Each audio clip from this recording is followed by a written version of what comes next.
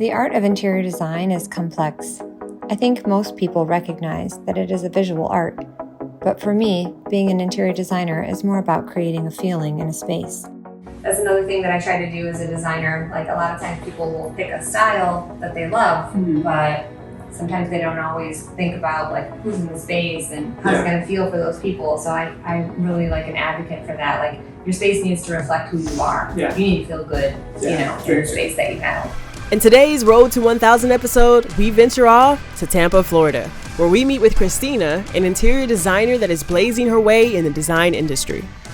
My name is Christina Cruz, and I'm an interior designer, and I've been doing interior design since 2009. Well, tell me a little bit about your home, how you designed it, what went into the aesthetics of what you brought into your home. Yeah, absolutely. So my house is very well lived in. I have a big family. I have 4 children and 2 dogs. Okay. So like, it's very focused for comfort and just kind of hanging out with the family. I want everybody to feel like they can come home and relax after a bad day. So it's very much comfort focused. Good. The homey vibes. yeah, definitely homey vibes. So this is like the room where we like hang out and play games and a little crickety here. But these are some pictures from our travels. So like this one here was done by a street artist in Barcelona. It's I really love to travel. Travel has played a very large influence on my design. I love taking things that I found in places all over the world and kind of infusing them into every little bit of my design, which is famously designed by Gaudi, who I'm also a giant architect fan, so he's one of my favorite architects. It's something that I really enjoy, and it brings a lot of pleasure to me to see pieces, even in my own home, like pieces of places that I've been. So you said that you like architecture, so does interior design influence that at all, or is it just kind of like a separate thing? I think they're kind of all interrelated. Okay. So, when you do interior design, so much is dependent on the architecture. I really like to kind of follow the architecture. The architecture kind of sets the tone for what the interior design for the home should be. Gotcha. So you never want, it's always kind of good to have a blend. Like, we have a blend. I have a Mediterranean style home, and I have kind of a mix, right, of like modern vibes along with like stuff from my travels in old world. But I do feel like the architecture does sort of dictate where the interior design goes. So you don't want to ever have like a super big conflict with what's happening with the architecture. You want it all to kind of come together nicely. As we walk through the home. So this is our living room, and we just recently put in a fireplace, which nobody needs in Florida, but it does give you like a sense of coziness. It's evident that details matter to Christina, from the hanging lights, the art pieces, down to the furniture selection. I did this dark green velvet, which I'm kind of just obsessed with green. Yeah. But it does feel like super earthy and cozy, and even though it feels kind of elevated, it doesn't feel like a space that you're afraid to sit on. So everybody like kind of piles in here. We watch movies in here. I'm a big UFC fan, so we do like fight nights in here as well. Everything has a purpose, and not just for aesthetics, like this 110-year-old piano. My children all play music as well. So my middle daughter loves piano. That's actually her piano. His name is Alexander. He's 110 years old. So he's an old man, but very well loved. And it's one of my favorite pieces because when she comes home from college, it's like her stress relief, and she'll just start to play. And it's like, I don't know, it just is such this amazing feeling.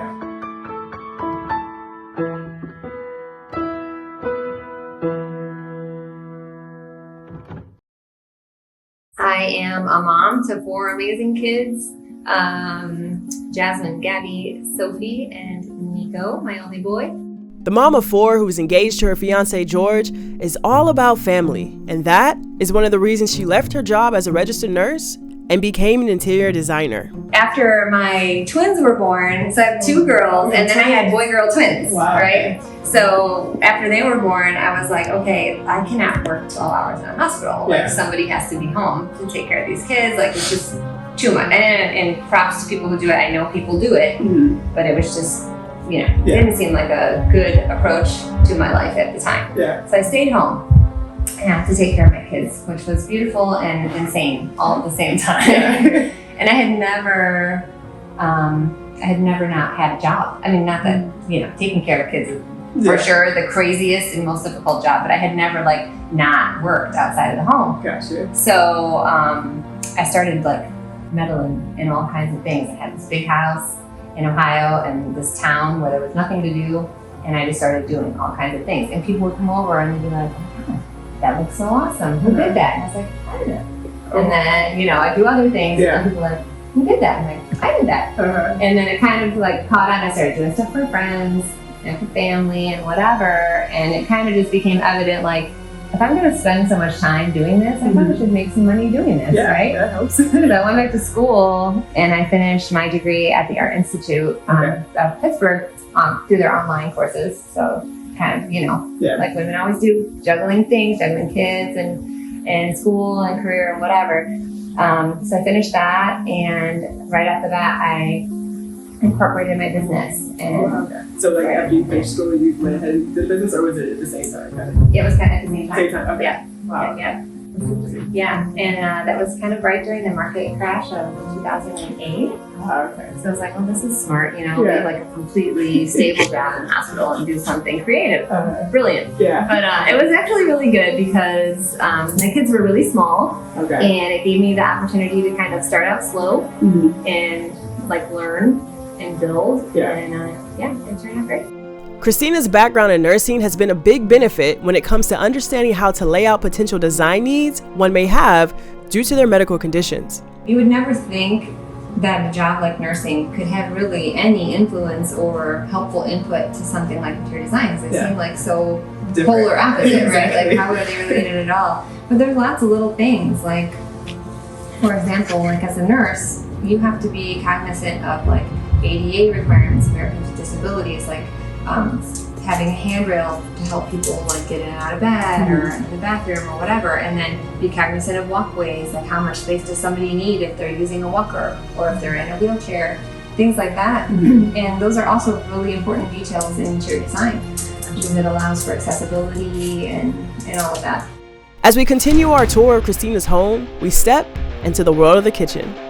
So I love black. I feel like people are afraid to use black in design. They're like, oh, it's going to feel so small and so dark, but it doesn't. I mean, I think it feels elegant and a little bit edgy without feeling like too over the top. So my favorite part about the kitchen is the granite. So right now quartz is like all the rage, nobody wants granite, but this is like a leathered granite. So they finish it with acid, and you can feel like it has this really cool texture, and it has this amazing like quartz coming through it, like natural quartzite coming through it.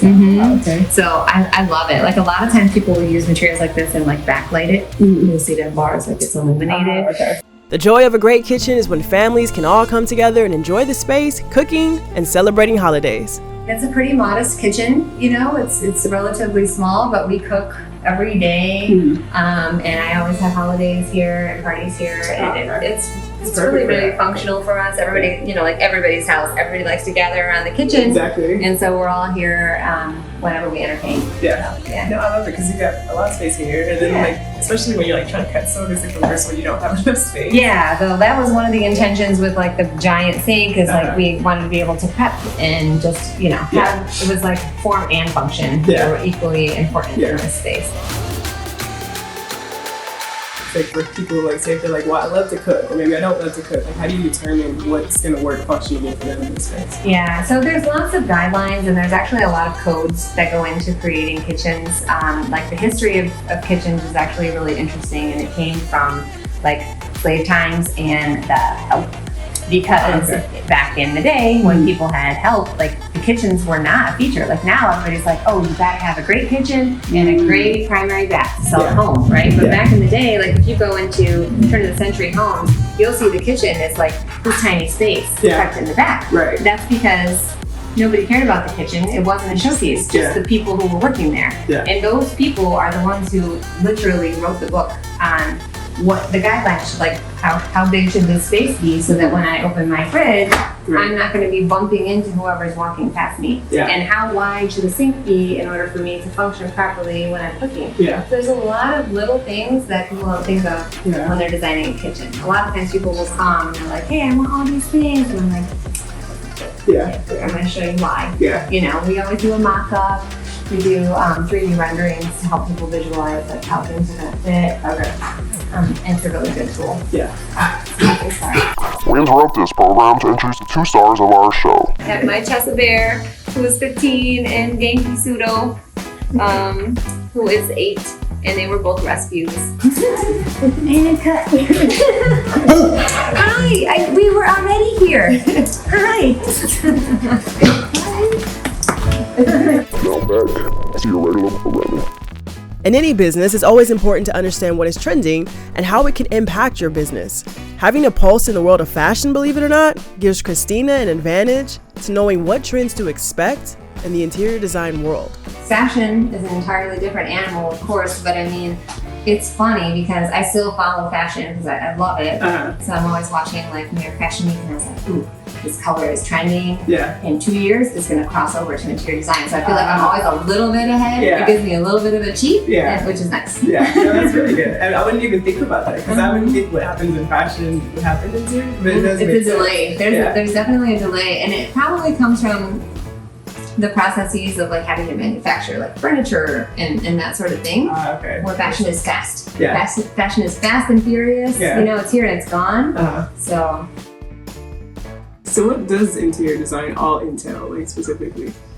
So that's a great question, because I think a lot of times people just assume like, oh, you're gonna pick pretty things. Like, or people will be like, oh, I love your job. Oh, that's such a glamorous job. You just pick pretty things. And you're like, sure, you know.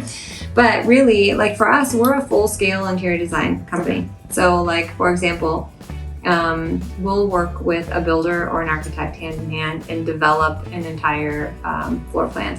So we'll do schematic plans, we'll do floor plans, everything has to be done to scale. We do CAD models showing like how each space relates to the other, where structural walls are and where they are not, where plumbing is located, where electrical lines are located.